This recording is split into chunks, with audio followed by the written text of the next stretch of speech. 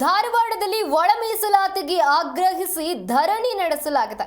ನೋಡಿ, ರಾಜ್ಯ ಸರ್ಕಾರದ ಮಾದಿಗ ವಿರೋಧಿ ನೀತಿಗೆ ಖಂಡನೆ ವ್ಯಕ್ತವಾಗಿರುವಂತದ್ದು. ಮಾದಿಗ ಹೋರಾಟ ಸಮಿತಿ ವತಿಯಿಂದ ನಡೆದಂತಹ ಪ್ರತಿಭಟನೆ ಇದು. ಧಾರವಾಡದಲ್ಲಿ ಒಳ ಮೀಸಲಾತಿಗೆ ಆಗ್ರಹಿಸಿ ನಡೆದಿರುವಂತಹ ಧರಣಿ. ಸುಪ್ರೀಂ ಕೋರ್ಟ್ ಆದೇಶವಿದ್ರೂ ಕೂಡ ಮೀನಾಮೇಷ ಎಣಿಸ್ತಾ ಇದ್ದಾರೆ ಅಂತ ತಲೆಬೋಳಿಸಿಕೊಂಡು ವಿನೂತನವಾಗಿ ಪ್ರತಿಭಟನೆಯನ್ನ ನಡೆಸಿದ್ದಾರೆ. ಬಳಿಕ ತಲೆ ಕೂದಲನ್ನ ಸಿಎಂಗೆ ಕಳಿಸುವ ಹೋರಾಟ ಇದು. ಪೊಲೀಸರ ಹೋರಾಟಗಾರರ ನಡುವೆ ಈ ಸಮಯದಲ್ಲಿ ವಾಗ್ವಾದ ಕೂಡ ನಡೆದಿದೆ.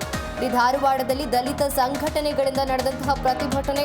ಡಿಸಿ ಕಚೇರಿ ಎದುರು ಟೈರ್ಗೆ ಬೆಂಕಿ ಹಚ್ಚೋದಕ್ಕೆ ಕೂಡ ಪ್ರಯತ್ನವನ್ನ ಪಟ್ಟಿದ್ದಾರೆ.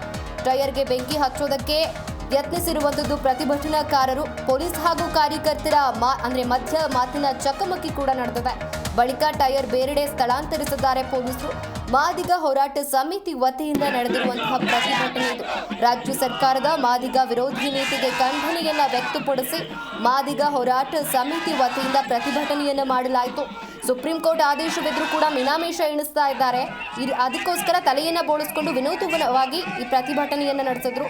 ಬಳಿಕ ತಲೆ ಕೂದಲನ್ನ ಸಿಎಂಗೆ ಕಳುಹಿಸುವಂತಹ ಹೋರಾಟ ಇದು. ಪೊಲೀಸರ ಹಾಗೆ ಹೋರಾಟಗಾರರ ನಡುವೆ ಈ ಸಮಯದಲ್ಲಿ ಒಂದಷ್ಟು ವಾಗ್ವಾದ ಕೂಡ ನಡೆಯಿತು.